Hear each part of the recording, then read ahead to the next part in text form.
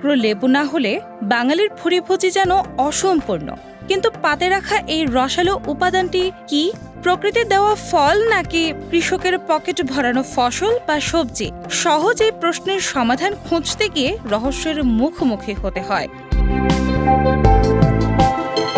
বিজ্ঞানের ল্যাবরেটরিতে ঢুঁ মারলে উদ্ভিদ বিজ্ঞানীরা সোজা জানিয়ে দেবেন লেবু 100% ফল। ফুল ফুটে তার রূপ নেওয়া আর পেটের ভেতরে যত্নে করে রাখা বীজ।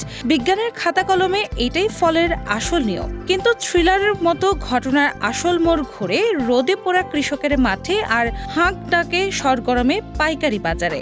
ধান গমের মতো বিঘা বিঘা জমিতে যখন বাণিজ্যিকভাবে লেবু ফলিয়ে বাজারে বিক্রি করে কৃষকের ঘরে টাকা আসে, তখন কৃষি আর অর্থনীতির হিসাবে তা এক দাপটে অর্থকরী ফসল।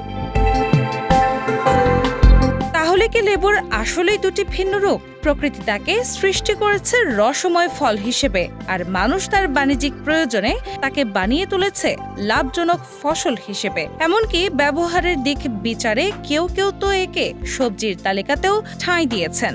সহজ কথায়, আমাদের প্রতিদিনের পাতে একচ্ছত্র রাজত্ব করা এই লেবু আসলে চমৎকার দ্বৈত চরিত্রের এক ফল জাতীয় উদ্যান ফসল। আপনি কোন তালিকায় লেবুকে রাখবেন সেটা আপনার একান্তই আপনার সিদ্ধান্ত।